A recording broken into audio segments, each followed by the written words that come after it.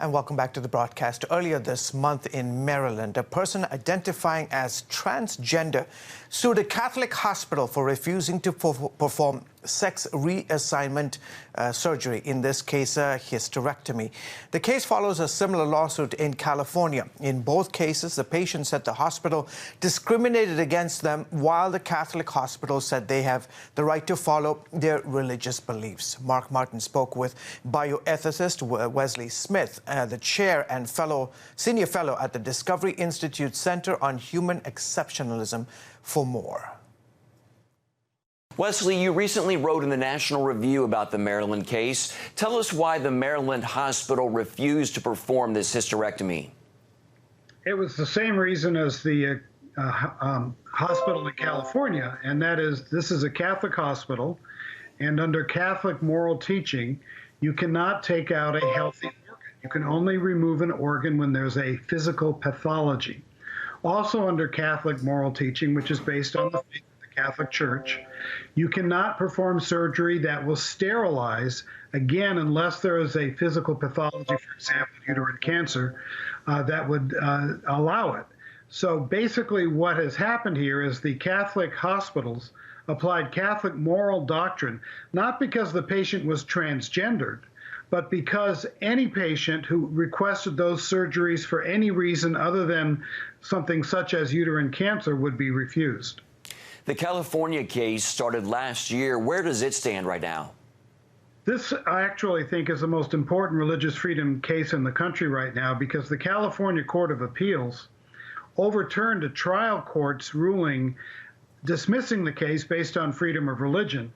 The Court of Appeals said, no, this is discrimination under the Unruh Act, which is a California law, and therefore the hospital must answer for discrimination. That, in essence, says it's not a matter of how whether the hospital will have to pay, but how much. And that case, is my understanding, as the hospital has asked for a hearing in the United States Supreme Court. We have not heard yet. I'm not part of that case, but the ruling has not come down yet whether they will take the case. But I hope they do, because if the California case succeeds, it will be open season on religious practice in healthcare and the practice of medicine. You've written about your concern that LGBTQ activists think that their rights should trump religious freedom. Tell us more about that concern, and where do you see all of this going? Well, you have a conflict, excuse me.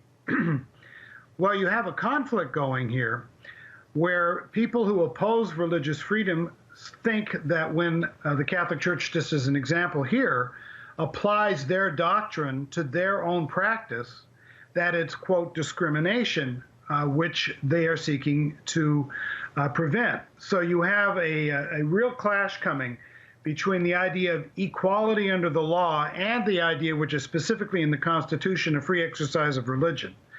The Supreme Court, I think, is going to have to tie this one up and rule. But the real problem here is comity. I think that the forces for the LGBT movement want to destroy comity. They want to level everything in their way. If they prevail in this, the whole idea of medical conscience will also go by the wayside, because there are lawsuits that have been filed in advocacy and bioethics journals, just as another example, that would require doctors to perform abortions or Catholic hospitals to perform abortions when asked. So we have a real conflict coming here, because healthcare is moving beyond its once traditional area of, like, the Hippocratic Oath into a more utilitarian enterprise, and that comes into conflict with sincere religious beliefs of a lot of doctors, nurses, and institutions.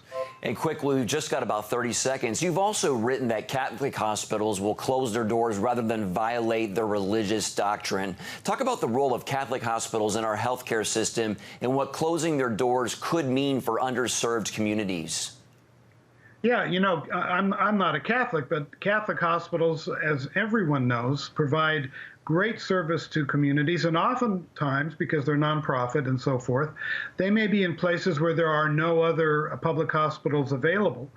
And if, let's say, Catholic hospitals take 10 to 15% of the patient load, if half the Catholic hospitals decide to go out of business rather than be forced to violate their own religious precepts, that's going to create a greater scarcity of healthcare resources just at a time when we need more. All right, Wesley Smith, thank you so much for your time and your insights, sir. We appreciate it. Thank you very much.